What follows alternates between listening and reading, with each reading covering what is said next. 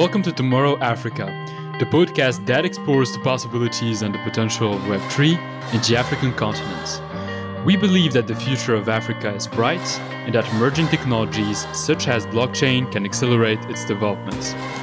We interview people who contribute to this breakthrough in Africa and around the world and who hold a positive vision for the future. My name is Yassi Lokman and I'll be your host for this podcast. In today's episode, I'll be interviewing Ojuolape Kuti. After having graduated as a medical doctor and practiced for several years, Ojuolape has decided to change course and transition to the Web3 ecosystem as a research lead and content creator for an African crypto exchange. We'll be discussing what has motivated Ojuolape to switch to a tech career, what attracted her specifically to the Web3 technologies, and how she was able to benefit from the skills she gained as a medical doctor to carry out her responsibilities in a Web3 company. Ojuolape will be sharing her thoughts on blockchain and the use cases she believes can truly be transformative for African countries. She'll also be sharing insights on her journey transitioning to the Web3 ecosystem and what people considering to do the same can learn from it.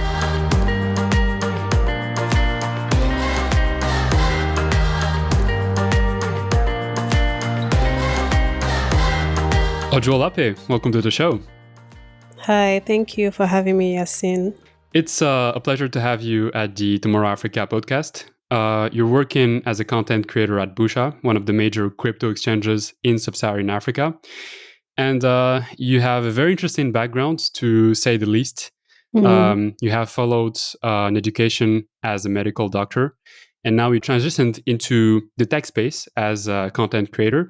So can you tell more about yourself, your background, and what was the motivation to transition to the tech space after having followed a strenuous education as a medical doctor? Yeah.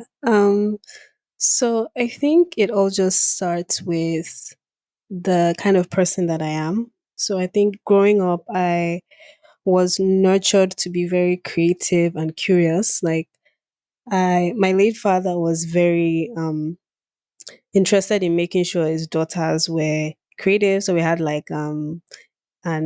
fine arts lesson teacher, and he would always nurture that side of us. And he was also quite tech savvy in that I think we were one of the few houses that had a desktop computer and the works. Like we were quite introduced to the internet early. Um and I think that just started this sense of curiosity about the world. Um but after medical, I think during medical school, I kind of lost that side of me. As you can imagine, it's quite a stressful period, and you're trying to learn so much. And so I just kind of let that side of me go and just, felt, this is not for me. But eventually, after I finished, and I did practice for 4 years before I made this transition. But I think I kind of was looking for more, and I started to really try to know myself better, and that included going back to what was my childhood like, and what were the things I wanted out of life before I kind of got clouded with what reality is like, or what adulthood is like, so kind of taking that mental journey and realizing I've always been a creative. And I always say that I fell in love with writing before medicine because I started writing at an early age, and I love reading. I read widely. I read things that are not related to my industry because I just like knowing, what's happening around the world. And so I picked up Satoshi Nakamoto's white paper because I'm the kind of person that I like going to the source to understand stuff better. Right. So I picked it up. It took me a few days to get through reading it, even though it's just 9 pages, but it was just quite an innovative idea. And I just thought, this is actually interesting. I think this could work. I think this could be something. Um, so that definitely piqued my interest in that specific technology. And I just started to remember how, like I said, growing up, I practically saw Facebook blossom into what it is today, and just seeing all of that and being like, I feel like we are now at the cusp of yet another revolution in technology, and it will be really interesting to follow this one through. um so that kind of was the motivation, was just it's just been following my interest really, and trying something different. I know that it's quite an unconventional pathway, and yeah, it was quite the journey to get here, just even like mentally, or like internal battles. But yeah, I'm just the kind of person that believes in like life is short, just follow your interests. And medicine isn't it's still there. So I didn't have amnesia and lose all that knowledge, right? So it's always there for me to go back to, but it's just me taking some time to follow this interest and kind of see where it goes. And what made you specifically interested about Web3 and blockchain and not other emerging technologies like, for example, AI? Is there a particular reason you've decided to focus on Web3 in particular? Yeah, so I think the reason is, like I said, I had read through that particular white paper and I found that interesting.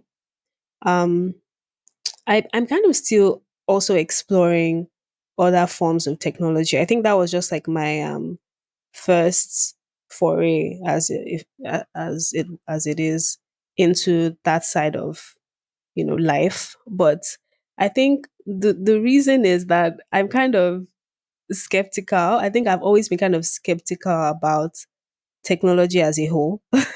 I think maybe it has something to do with all these like sci-fi movies and stuff. So there are some aspects that I'm still like, are we really sure about this? Because another thing is, technology can only improve so much. And this is me probably getting a bit philosophical here, but I feel like it can only improve so much if there's if the human nature itself doesn't change. So it almost becomes like making it could potentially make things worse if the human nature itself doesn't change, right? So I think for me, that's why I'm kind of skeptical about some other forms of technology like AI that you mentioned. It has the potential for a lot of good, but then you begin to wonder, okay, but in whose hands do? Um, so I think that's why that is one specific aspect of technology I haven't really looked into, even though I'm aware of some of the potentials it has.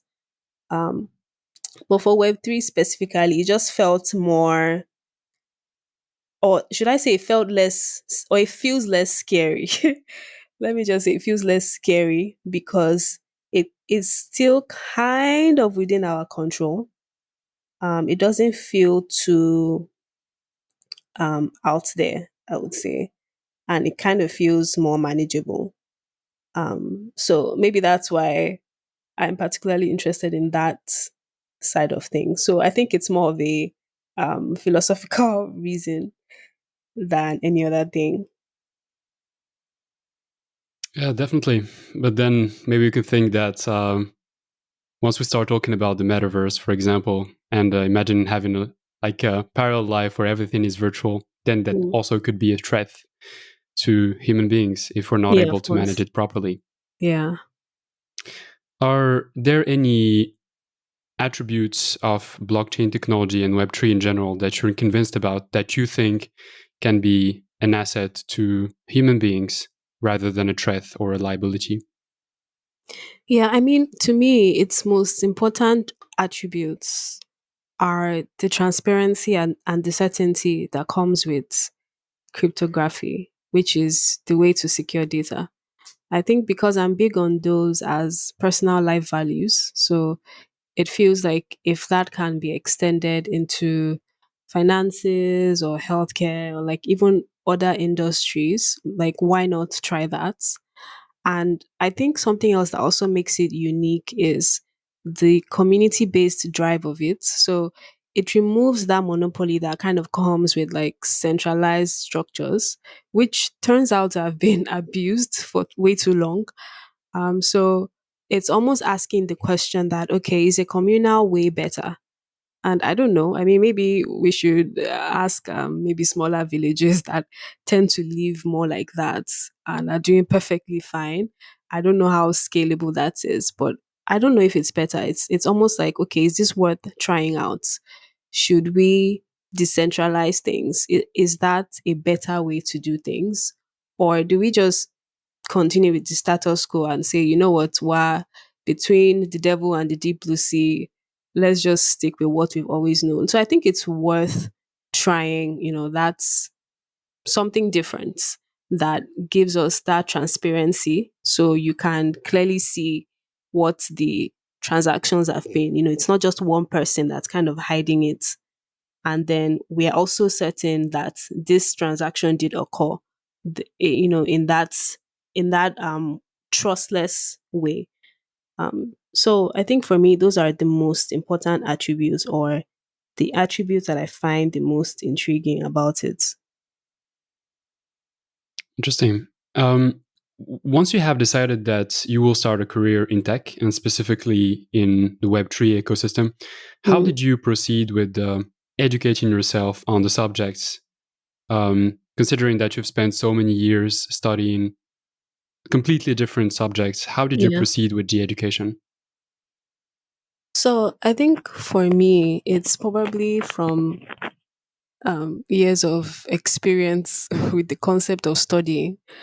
And because I had realized that the way that I learn is kind of visual, um, and also audio as well, I would say, because I tend to remember what people say more than what I read. And so spend quite a lot of time on YouTube, and I'm just listening to podcasts and listening to even like Twitter spaces, just people that are clearly passionate about this thing talk about it. But I don't limit myself to just the passionate people. I try to listen to the critics as well. So I tend to read a bit of that as well, because we need those, especially the genuine ones. We need to know, because there are valid concerns as well, as with anything. So I make sure to read holistically and not just have like this biased view.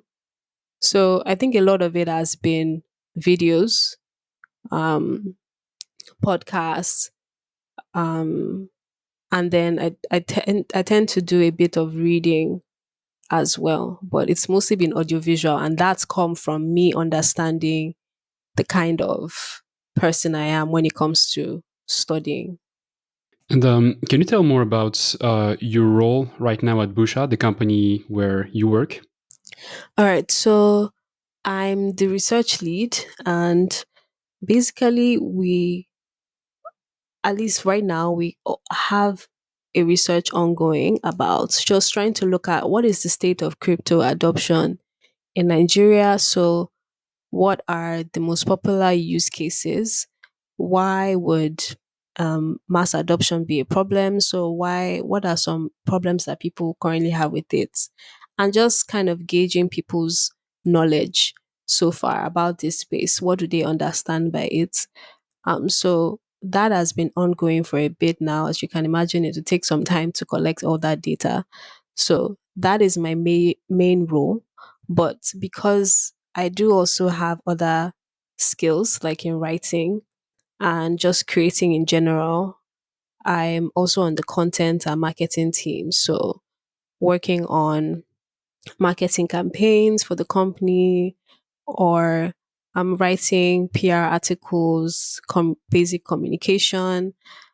And then I also write a weekly newsletter called Not Sensible, which is kind of supposed to be an irony, because people say Web3 doesn't make sense, it's going to fail, it's not sensible.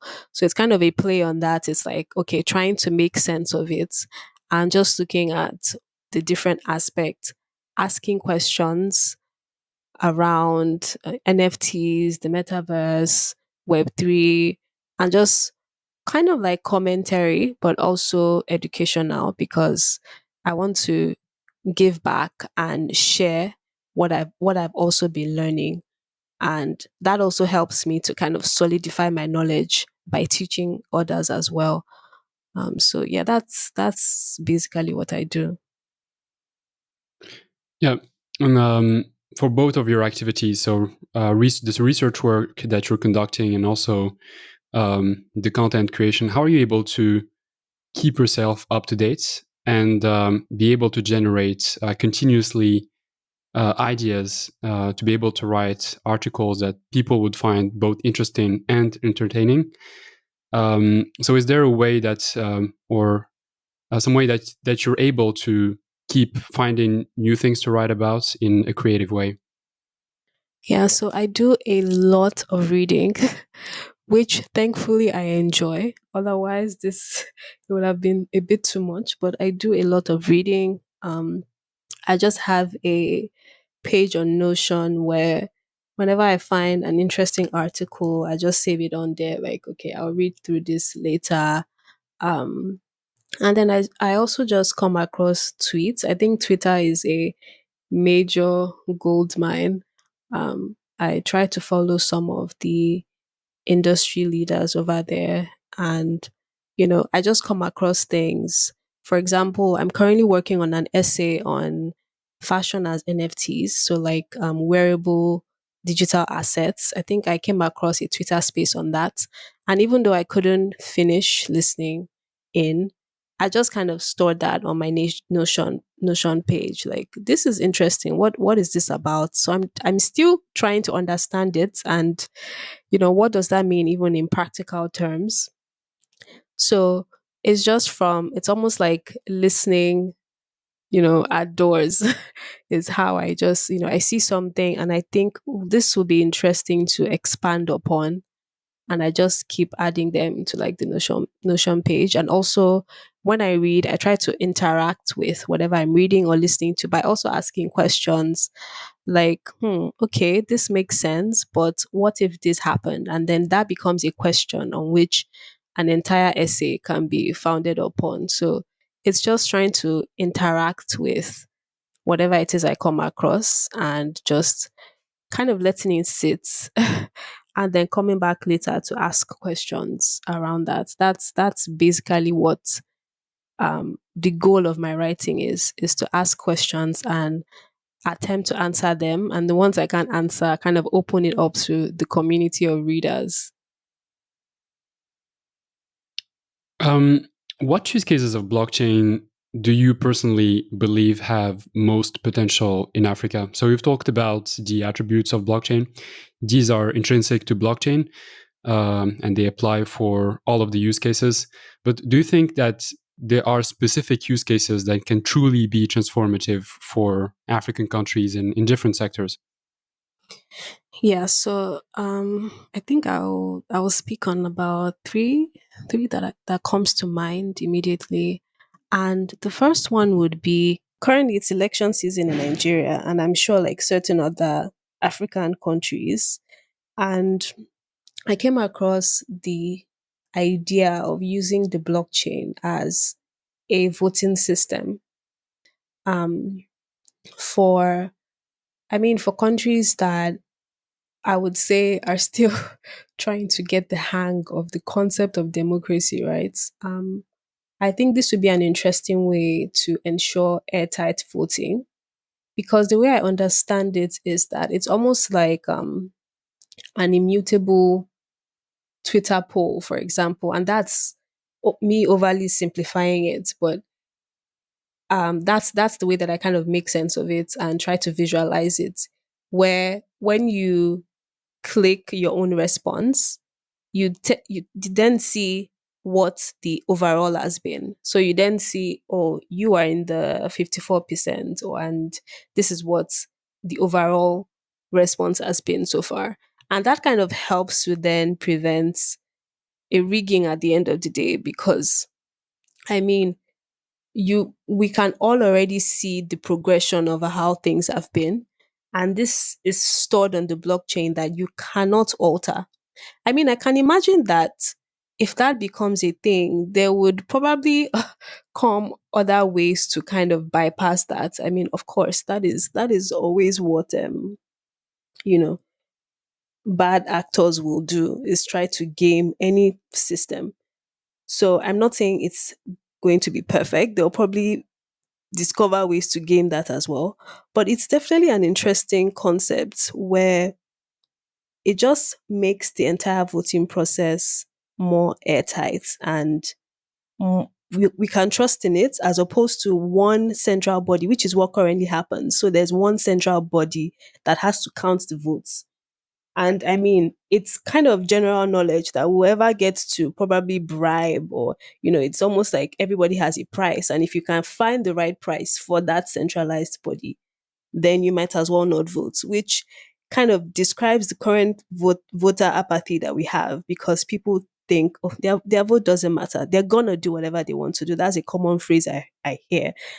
So if you know that your vote counts, and like it quite literally counts, you can see it on the blockchain, then I think that would be very helpful, particularly for a place like this, in Africa generally, where there tends to be quite a lot of corruption when it comes to things like that. So I find that idea interesting. I think another that I've seen, and this is more recent, is the concept of digital cities. I don't quite understand it fully, but I know it's based on Balaji's The Network States. So I know it's something that Afropolitan, I believe, is currently building, and it recently got a lot of attention and a lot of skepticism, because it's a lofty idea. It's kind of like creating a digital citizenship, right? And like creating digital states where you no longer have to be, what I say, how do I say this now? You no longer have to be basically stereotyped or shut out of things based on your actual physical citizenship, because it's almost like assumed that if you're a part of this digital state, you you know you it opens you up to new opportunities that maybe your regular passport would not have opened you up to. Now, again, like I said, it's a very lofty idea. I'm quite curious to see how they plan to pull that off. There's been a lot of skepticism, but I think it has some potential. It's going to be a lot to do. Another problem I find with that could be some form of elitism. But again, like I said, very interesting concept, very interesting use case. It could be very useful for somewhere like Africa that tends to get shut out of a lot of things. And I think lastly, I will speak on the creator economy, which again, Africa seems to get shut out of a lot. Whether it's based on some payment platforms not working anywhere, literally anywhere on the continent, or some things are just not available. And now it expands the creator economy, because we do have creatives as well, and I think they should also be given that opportunity on like a global platform, which I find that NFTs specifically did that recently. I don't have the figures, but I mean, at least I know one or two people personally that are NFT artists, and we literally live in the same state here in Nigeria. So they were able to have that, like, play on that global playground and have access to those opportunities as well. So I think it's just there's a lot of opportunity there. Um, I think specifically for Africans, it would be nice to also create things for ourselves, and not almost like wait for like this savior complex of when something is now working in like other places, it then becomes, oh, how do we oh, infiltrate African markets? It's like, no, we can also create things for ourselves, because we are the best people to know what our problems are and what is peculiar to us, as opposed to someone else coming and then trying to learn the ways of the land. So it's like things that are native to us, and not just creating, maybe an Asian product or a European product and putting an African spin on it. No, we can create something that is natively African, that is natively Afrocentric, and that deals with our own current problems. Um, so I really would love Africans to get involved in this, because I think that we are in the best position to solve our own problems. And you know, Yoruba people, my people have this saying that says it's the person that wears the shoe that knows where it hurts the most. I mean, other people can only say sorry and empathize with you for so long, but you are the one that knows what you're going through. So you better pick yourself up and, learn these things and have it be useful for you specifically and for your land specifically. So, yeah, I think it has a lot of potential. Again, it's still, some of it is quite theoretical, but that is how these things often start out. And that's why I'm very passionate about people becoming educated and aware of these things in the first place. It's amazing. And having practiced as a medical doctor, do you see some interesting use cases of blockchain in the healthcare sector? The major one so far has been EMR, so that's electronic medical records. And that is basically just people's records, because we still have a very, analog way of doing things, very pen and paper kind of way. And I mean, even the digital one, it's almost like some places are trying to get digitalized, but it's almost like, once the server is down, that's it. Really, nobody can get anything done. And that again is the problem with this centralized thing, right? And that's why the decentralization concept, I find it very interesting, because that way it isn't then just once the server is down, nobody can get access to it. I mean, patients are just piling up, and you probably just have to end up going back to analog. So I find the concept of health records stored on the blockchain, so we know that they are safe, they are probably not going anywhere, and there isn't just one centralized server. So I would say EMR is a big use case in healthcare.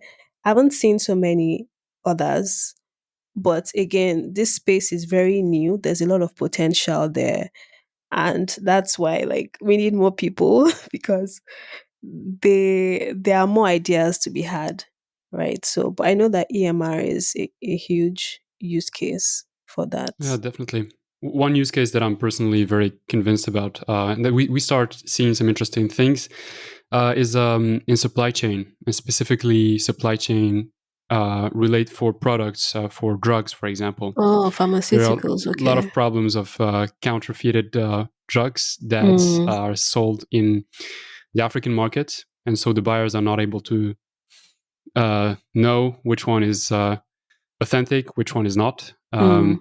And imagining that we could have like a product being like having, for example, a serial number that is recorded on a blockchain, and people before consuming this drug could authentify it. That could be one of the interesting use cases of blockchain. Yeah, so pharmaceuticals. Yeah, yeah, yeah. Yeah, exactly. Yeah. Ojuolape, how do you see yourself evolving in the Web3 ecosystem in the future? Do you see yourself working as in research and content creation, or are there some other areas in the ecosystem that you would like to explore and discover?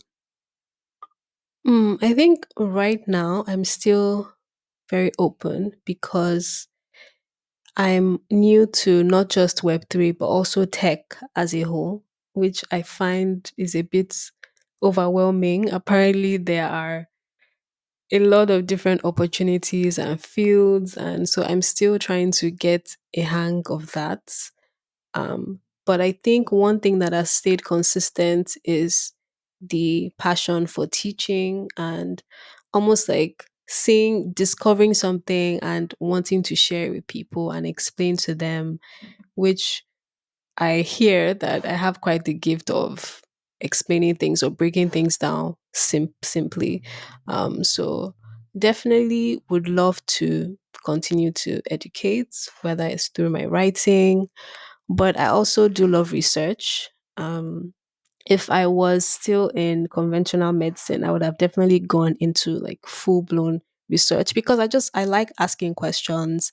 I like, you know, I literally read journal articles for fun just to see like, okay, what are people discovering? Because I feel like that is really research is really the life engine.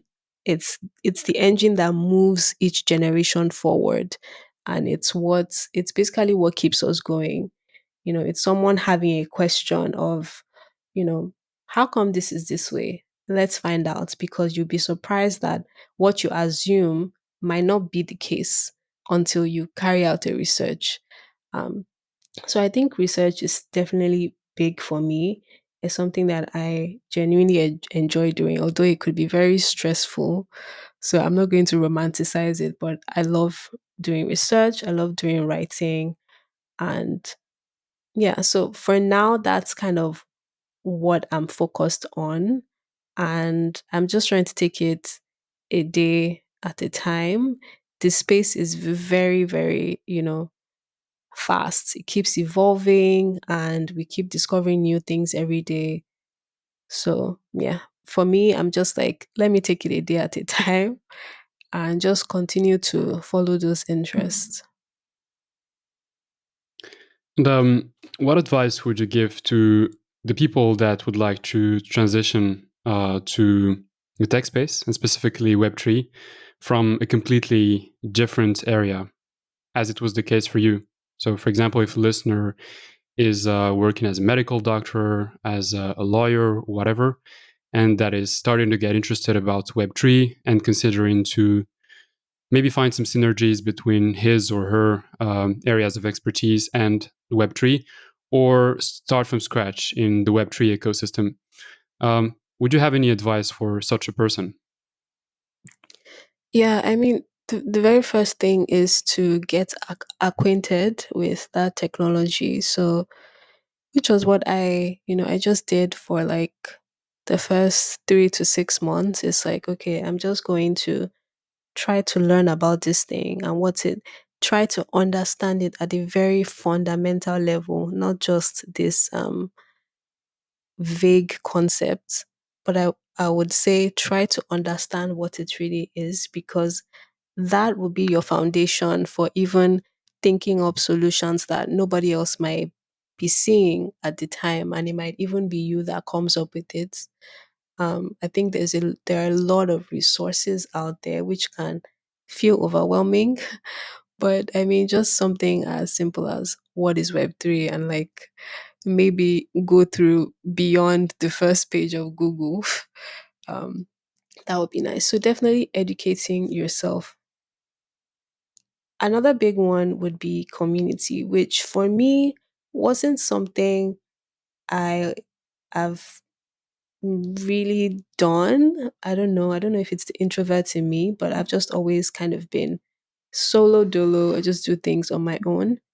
But I'm realizing the importance of community now. And in fact, we'll be joining a Web3 fellowship later in the year, or just like a group of like minded people. Because what I realized that that does is that you also get to see what other people are doing, specifically in like different industries. And so that helps to kind of broaden your mind. And you would be surprised that you already have some of those skills. Like those skills are transferable. For example, being a doctor, you have to be organized to a certain level, because I mean, the medications for patient A cannot go to patient B. So you have to kind of be mentally organized. You have to have a good sense of organization. You also have to be able to document properly, which you'll be surprised that can translate into technical writing. So basically, my point is that think about the skills that you have and you currently probably even enjoy, or the ones you think you want to have, and they are more valuable than you think.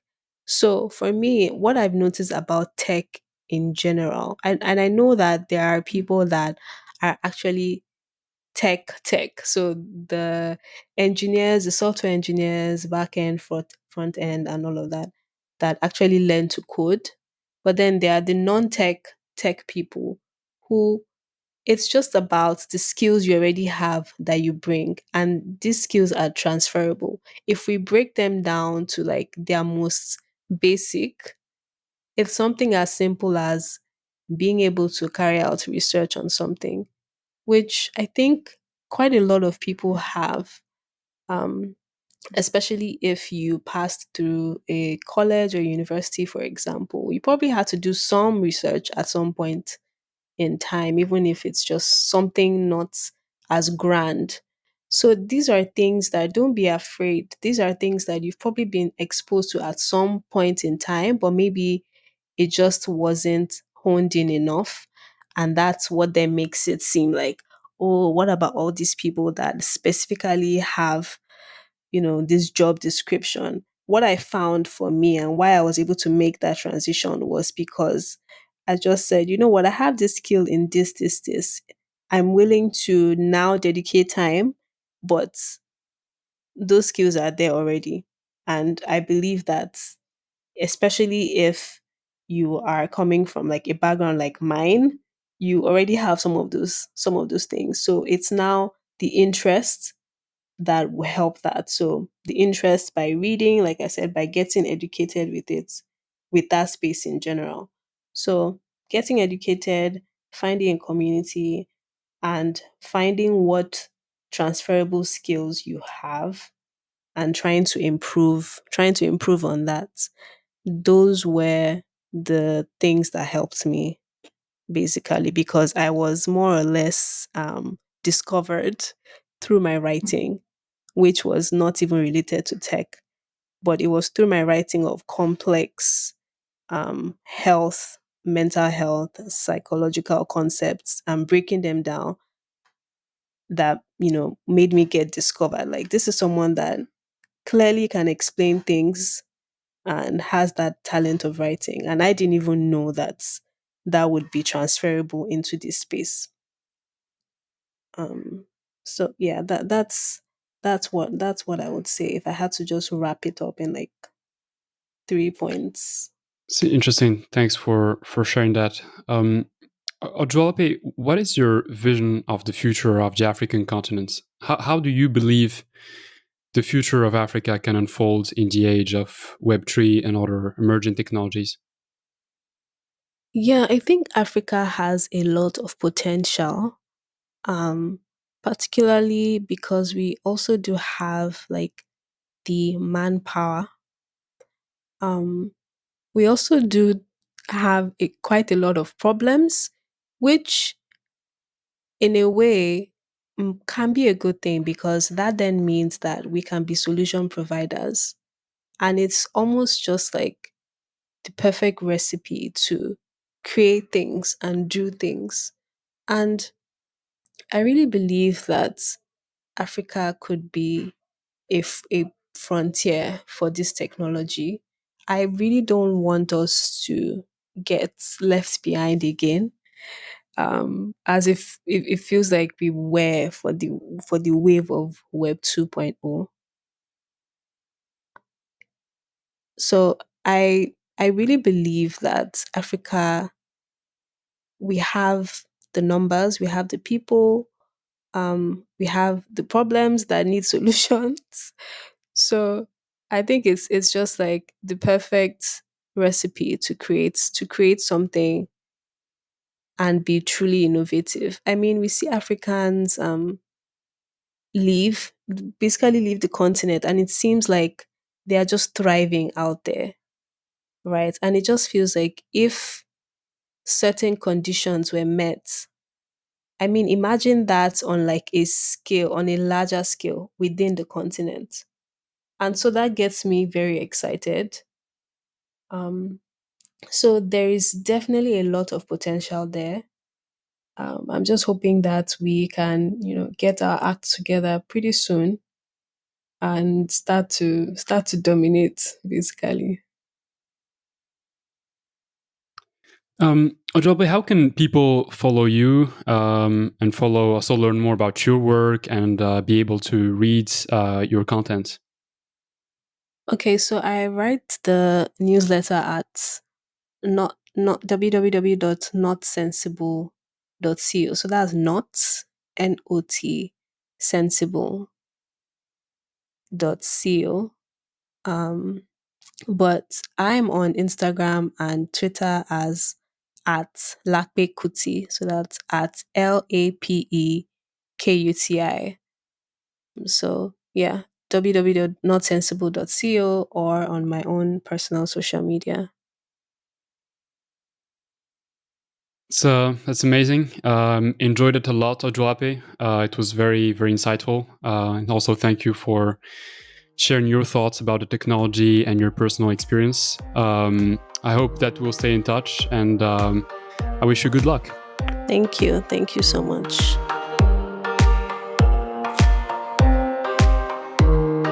I hope you enjoyed this episode. Feel free to visit our website, Tomorrow.Africa, and subscribe to our channels to be updated about the future episodes. We publish 2 episodes per month at the 1st and 15th of each month, so stay tuned for the next ones. And until then, stay curious, stay ambitious, and see you tomorrow.